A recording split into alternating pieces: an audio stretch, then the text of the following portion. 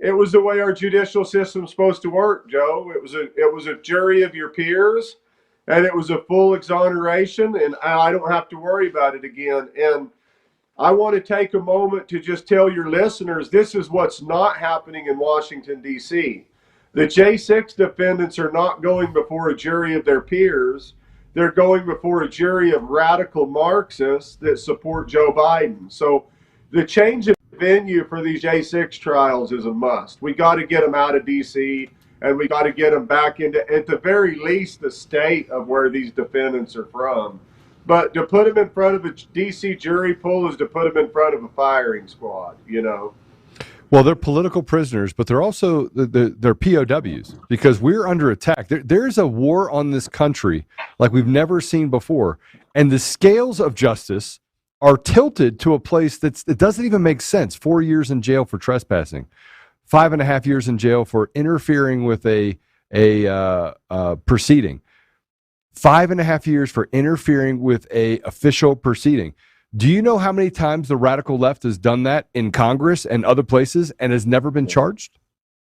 Unbelievable. That's the waters that we're in. We're in uncharted waters, and we need patriots to take a stand. Do you know, Joe, during my trial, the state of New Mexico, we had the state elections director there, Mandy Vigil. She was sent down for Maggie Toulouse, the Secretary of State. But she said that they get around 100 complaints on campaign finance violations per year. She said that she's worked in that office for 11 years, and my trial was the first time they've ever had to go to trial on one of them, and they lost. But I just say that to say we have to stand up to them. We have to go to trial. Okay, if can you're you sue them now? treated unfairly, go to trial. Can you sue them now for malicious prosecution? Oh yeah, absolutely. I think it's worth. I think it's worth it. Absolutely, my day's coming. They introduced stuff into the evidence, Joe. They introduced a final judgment order that some district court judge made on my arbitration for this campaign finance deal, and that arbitration was still under appeal. But you have a district court judge issuing a final order and a judgment on a cause that's still under appeal. I mean, they operate in the world of fraud, and the way we get through it is we call them out of the fraud by calling them to question, and that's what I was able to do in my jury trial. And the jury listened, and the jury found me not guilty, and it was a beautiful experience. Okay, so you were found not guilty, and who represented you? I had a Democrat public defender. Okay, yeah, man. I mean, it was just beautiful. This just gets better and better. Yeah, I know. And you know what the funny thing is, too, is this very cause, this campaign finance violation, was what Sidney Powell represented me on in the 10th Circuit. Sidney orally argued this case in the 10th Circuit, and we lost the opinion. And what that resulted in was a criminal action now on a criminal misdemeanor in my hometown. So I lost with Sidney on a bench trial before the 10th Circuit, but I can come back to my community and win this on a jury trial next to a public defender who's a Democrat. So that only speaks of the importance of jury trials. I mean, if I would have been to trial on this and it would have been a bench trial before this district court judge, I'd have probably lost. But I really want to take the opportunity. The jury about 10 hours to deliberate. But the jury was really a mixed batch, man. I mean, they had old people, they had young people, they had all different ethnic kind of backgrounds. So it was really a jury of the people that live in this community. So, yeah, there was a time, of course, though, Joe, where I sat back going, man, I think, they should, but you just never know how much somebody has already had their mind made up before they go sit on the jury. I mean, their hatred. I just was hoping that their hatred of Couy Griffin wasn't going to influence their reasonable beyond a doubt position. But the jury came through. I think that they probably had some great discussions and deliberations, particularly around freedom and liberty. I hope that was the main topic, because that was what my trial was all about. I mean, it was about the state wanting to come in and put me under a system of control through a C corp or a nonprofit, and I never wanted to come inside of that system of control. That's why I remained an LLC, and I just said, I don't want your nonprofit stuff. I don't want to have to be censored, and you can say this and you can't say that. You can go here and you can't go there. I want to be free. That's why I didn't want to be a PAC, but yeah, that's where I'm at. And you won. All right, so what's next? Won. What's next? All 12, brother. What's next? I've got an invitation to go to Mar-a-Lago on Saturday. I'm going to go down to Florida. That's the first time I've ever been to Mar-a-Lago, so I'm really looking forward to it. But I'm going to go have dinner on the 4th, and then I've got another invitation to Mar-a-Lago on the 15th. So I'm hoping that just leads to more being able to meet more people, and I'd like to sit down with the president again. I mean, I don't know if there's any kind of an official meeting, but I'm hoping to get a chance to visit with the president again and just see how I can get on board to help this movement, because, the MAGA movement's bigger than the person of Donald Trump. It's about America first, and I've been engaged on it, and I want to continue being engaged. So I hope these Mar-a-Lago trips will lead to more opportunity. Well, I think they definitely will lead to. I know they'll lead to more opportunity, but what's and I say this because we have to start building this cohesion, and I believe the cohesion's happening. It's happening everywhere, but we have to start building on that, and then start going to the what I call unlikely places.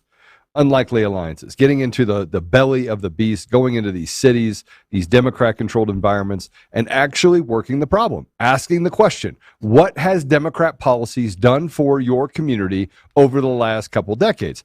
I'll wait here. You tell me. And by the way, if you tell me it's been great and it's done great things, we do a pro and con, a plus and a minus.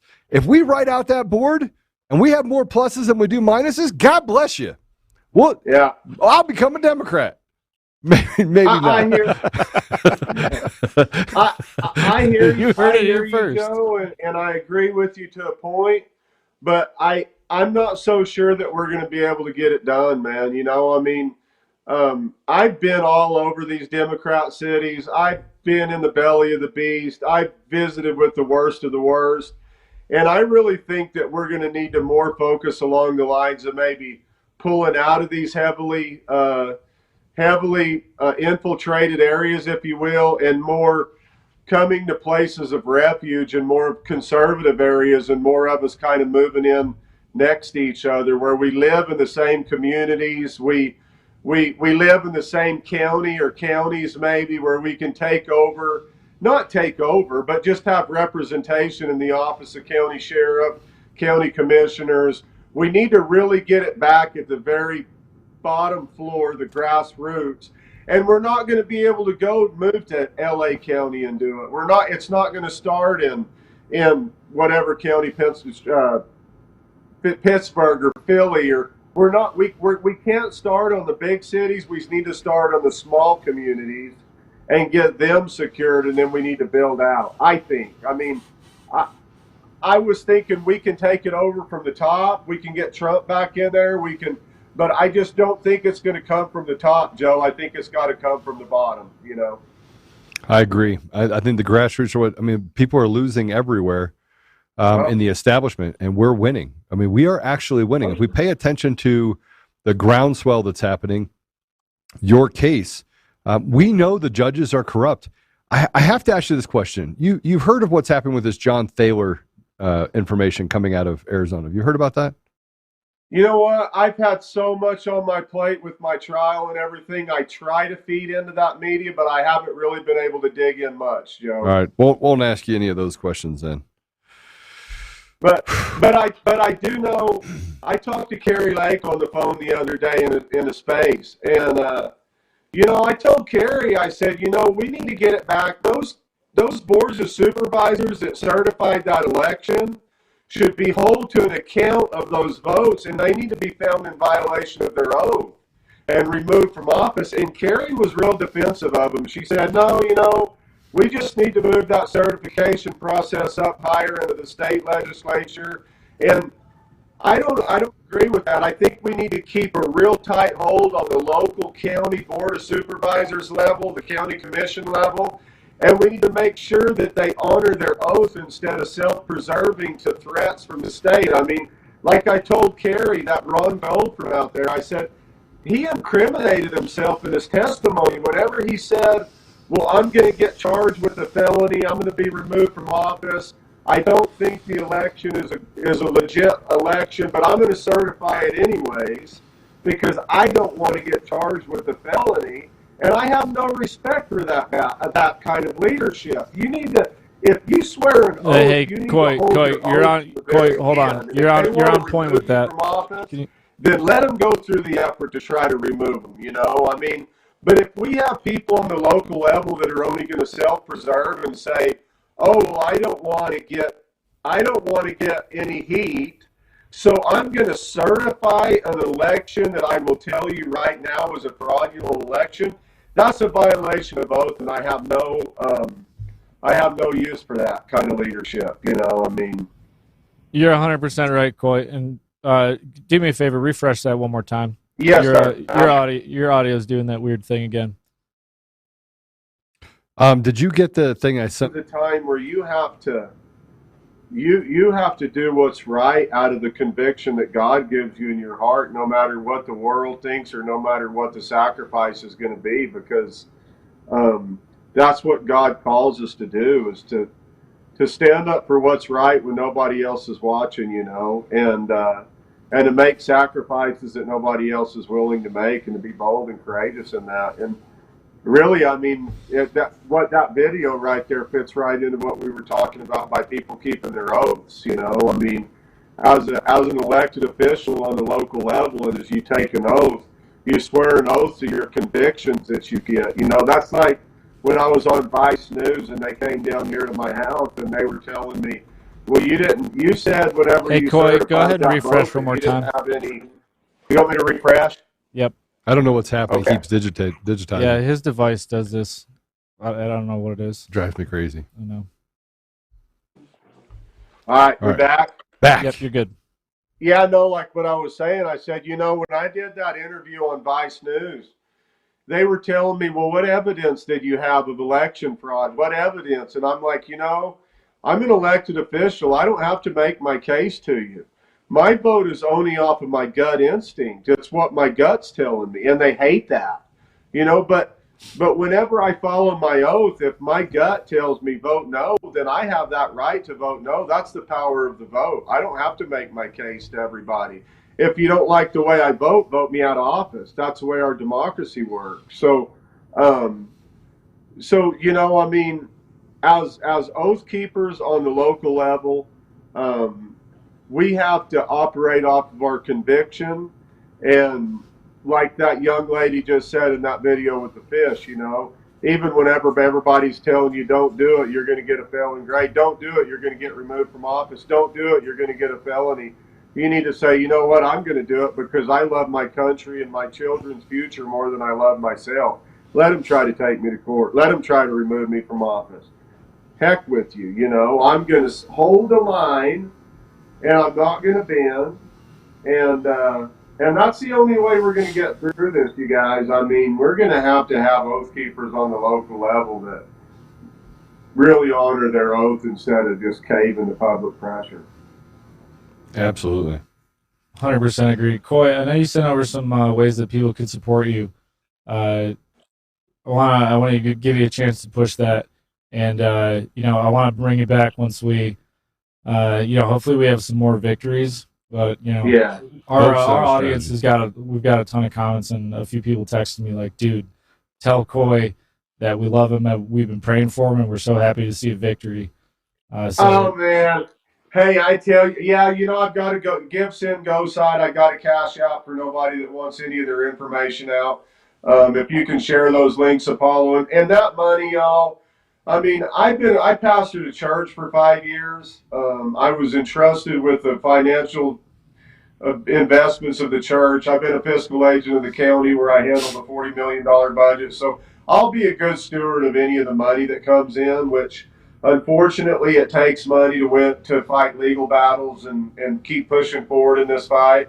So if you can give to that, I'd be extremely grateful and I'd be a good steward. But what you mentioned, Joe, about so many people going through this trial with me, I was on Dave from X22 Report the other day. I was on his show. It's amazing the beautiful patriots that follow Dave and X22 and all the love and support I've gotten after I got off that platform. But there's so many people praying for me as I went through this trial, and that's the greatest gift I can receive is just people that'll stand with me in prayer and because this is a spiritual battle. I mean, we thought we could. We lose him. Yeah, we just lost him. We can talk. There we go. We can talk about the politics all day, but the politics are only a result of what's going on spiritually in our country. And spiritually, there's a battle of good and evil right now. And when that battle is carried out, the spillover, the manifestation in the physical is the politics.